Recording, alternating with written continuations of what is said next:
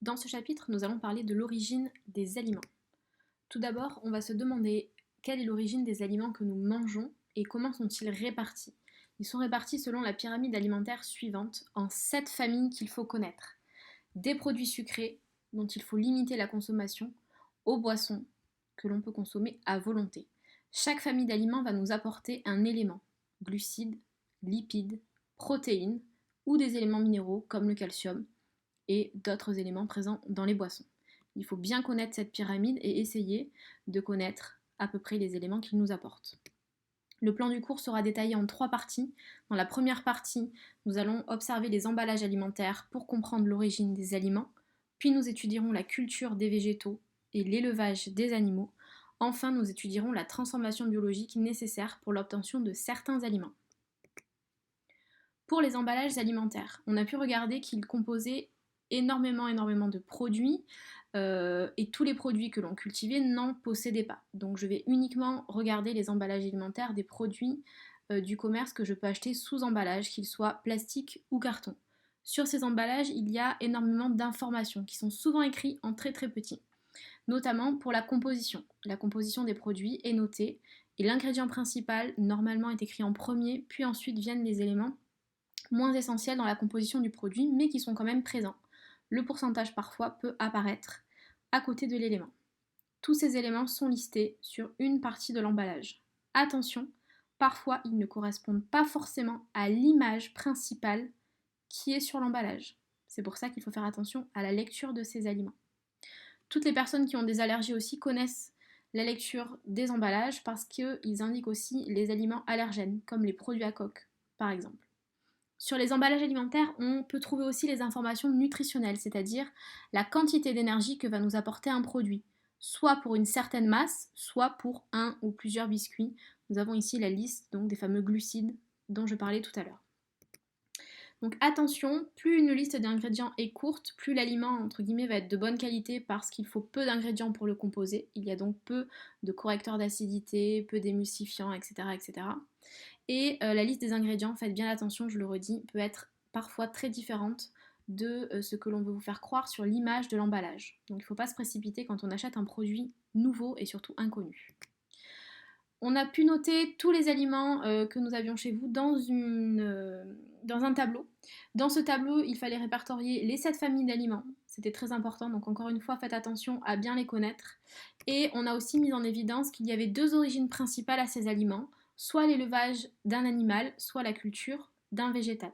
On a également vu qu'avec un même ingrédient, comme le blé par exemple, et notamment la farine de ce blé, on pouvait produire plusieurs aliments, et c'est ce que nous allons travailler dans les parties à venir. Comment l'homme fait-il pour cultiver ces végétaux et puis pour élever également les animaux? On va s'intéresser à la culture du blé à l'aide du logiciel Panifica. On a pu voir la création donc, du cycle de vie du grain de blé. Donc au tout début, on sème le grain de blé aux alentours d'octobre-novembre.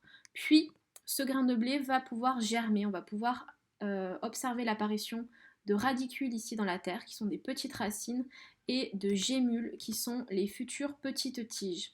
Tout ça, encore une fois, au mois d'octobre-novembre à peu près, on est dans la continuité donc du semis. Suite à ça, on voit apparaître au-dessus de la terre la gémule ici, et on voit également que les racines se sont étendues un petit peu au niveau du sol. On est en hiver, l'hiver est nécessaire à la croissance du blé. On arrive au printemps au niveau du talage, toutes les touffes vont s'étaler de part et d'autre. On voit également que le réseau racinaire s'étire encore une fois pour aller puiser tous les éléments minéraux dans la terre. Si on s'intéresse maintenant uniquement à la partie aérienne, c'est la montaison. On s'aperçoit que les tiges sont de plus en plus grandes, de plus en plus hautes.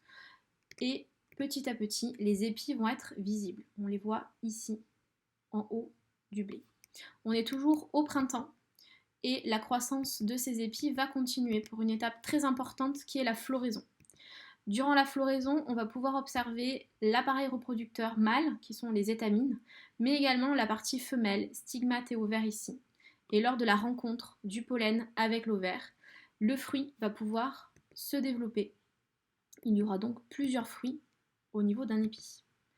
Ce fruit est appelé le grain. Il ne possède pas de partie charnue, uniquement la partie dure que l'on peut voir ici qui commence à entrer à maturité. Petit à petit au cours de l'été, le grain de blé va entrer à maturité. Il sera complètement mûr une fois la fin de l'été et il faudra procéder à la moisson, qui est la récolte du grain de blé. Il faut faire attention au fait que ce grain soit tout à fait dénué d'eau pour éviter qu'il moisisse après durant sa conservation. Donc voilà pour le cycle du blé. Il n'est pas nécessaire d'apprendre par cœur toutes les étapes, il suffit simplement de comprendre le principe. À l'issue des moissons, on peut également de nouveau récolter des grains que l'on peut replanter, ainsi de suite, c'est pour ça que j'ai parlé de cycle. Pour l'élevage des animaux, on va essayer de comparer deux types d'élevage qu'on appelle pour l'un haut de gamme, pour l'autre standard, au niveau de plusieurs conditions différentes. Au niveau des milieux de vie, le poulet haut de gamme va pouvoir avoir un extérieur et un poulailler, parfois plus grand que dans le cas standard où il est élevé uniquement en intérieur. Ce poulailler aura une densité de population plus petite, 11 poulets environ au mètre carré, ce qui est 2 fois moins que le poulet standard. Les poulets sont donc plus serrés dans le mode de vie appelé standard.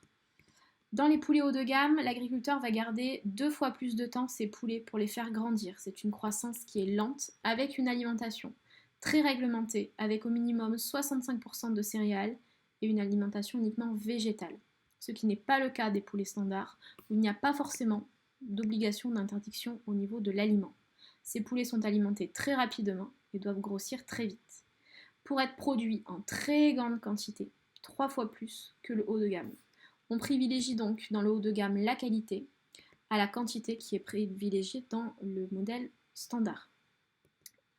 Enfin, pour encore une fois respecter au mieux les animaux et l'environnement aussi dans lequel ils vivent, on peut faire appel, comme c'est le cas ici, à des canetons. Des canetons qui vont permettre la fabrication de riz de canard sans pesticides. Au niveau du réseau alimentaire de cette rizière, où on produit le riz de canard, qu'est-ce qui se passe? On plante les grains de riz. Malheureusement, ces grains de riz ont des ravageurs, qui sont les escargots. Donc le riz est mangé par les escargots ravageurs, il est également mangé par certains insectes qui sont ravageurs. Donc l'agriculteur a un réel problème au niveau de sa production qui est en déficit à cause de ces animaux. Deux possibilités, tuer les escargots et les insectes à l'aide de produits chimiques ou essayer de trouver une solution un peu plus naturelle. La solution naturelle est les canetons. Ces canetons vont être très utiles parce qu'ils vont pouvoir premièrement enlever les mauvaises herbes qui utilisent les mêmes éléments naturels que le riz et qui donc pourraient éviter une trop forte croissance de ces plantes. Les canetons vont également manger les insectes ravageurs et se nourrir aussi des escargots ravageurs. Donc à partir du moment où il y a des canetons, il n'y a plus ces deux éléments-là. Donc le riz n'est plus mangé par aucun être vivant de la rizière. Chose importante, le caneton ne se nourrit pas de riz. C'est ce qui est très intéressant dans le modèle ici. D'autant plus que dans ce modèle de lutte biologique, le caneton produit aussi des déjections, et donc ces déjections vont pouvoir aller alimenter le riz en éléments minéraux. C'est un cycle naturel également au sein de ce réseau alimentaire. Donc l'homme essaie d'améliorer les conditions d'élevage quand c'est possible, il essaie de respecter les conditions de vie des animaux au mieux, en faisant des grands espaces, en faisant attention à son alimentation, en respectant le plus possible le rythme de vie de l'animal, et aussi on aurait pu rajouter les conditions d'abattage des animaux. L'homme essaie aussi de respecter les cultures en utilisant des engrais biologiques comme le fumier, donc les déjections des animaux, mais aussi en participant avec la lutte biologique. C'est le cas des canetons qu'on vient de voir tout à l'heure. Dans la troisième partie, pour obtenir un aliment avec la transformation biologique, ce qui est important, c'est de comprendre le mot transformation biologique. C'est un être vivant qui va transformer un ingrédient pour la fabrication de notre aliment. C'est le cas dans le pain, c'est les levures qui vont aider à la transformation de la pâte pour qu'elle devienne du pain. On travaille donc la démarche d'investigation en se posant la question du rôle de la levure dans la pâte à pain. On peut penser qu'elle pourrait la faire gonfler. En réalisant 2 expériences, une avec levure, une sans levure, on peut s'apercevoir qu'avec de la levure, la pâte gonfle, grossit un peu plus et de nombreuses bulles d'air sont présentes à l'intérieur. On peut donc en déduire que les levures font gonfler la pâte. Dans le grain de blé, qui est à l'origine donc de la fabrication de la pâte à pain, de la farine, dans le grain de blé, l'élément principal, c'est l'amidon. On va donc s'intéresser à cet amidon et au pouvoir qu'il peut posséder. Dans une deuxième expérience, on utilise donc dans un flacon 1 tous les éléments nécessaires à la fabrication de la pâte à pain et on remplace la farine par son ingrédient principal qui est plus concentré, qui est l'amidon, qui est un sucre. Dans le flacon numéro 2, on enlève la présence de cet amidon et on va réaliser les expériences dans un flacon. On met tous les ingrédients et on s'aperçoit au bout de quelques heures que le flacon numéro 1 qui contenait l'amidon a un ballon au-dessus qui est tout à fait gonflé. Donc ça met en évidence la présence de gaz qui a été produit à l'intérieur du flacon. Contrairement au flacon numéro 2, qui est identique au flacon numéro 2 initial, ici, qui est toujours dégonflé. On peut donc rapidement sur un dessin schématiser tout ça en expliquant qu'avec l'amidon, le ballon gonfle, sans amidon, le ballon est toujours dégonflé, et en déduire que les levures utilisent l'amidon qui est contenu dans la farine, qui est le sucre principal de la farine, pour produire un gaz. Ce gaz, on aurait pu étudier sa composition et s'apercevoir qu'il s'agissait de CO2, de dioxyde de carbone. C'est ce dioxyde de carbone qui va faire gonfler la pâte. Tu peux le voir quand tu coupes une tranche de pain, à l'intérieur, il y a des petits trous dans la mie. Ces petits trous sont le résultat du gonflement de la pâte qui a éclaté et qui a laissé du coup partir ce CO2.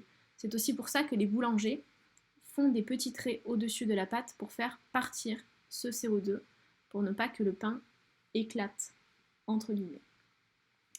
Voilà pour ce chapitre. Je vais mettre enfin la carte mentale pour t'aider à tout réviser et pour vérifier si tu as tout bien compris.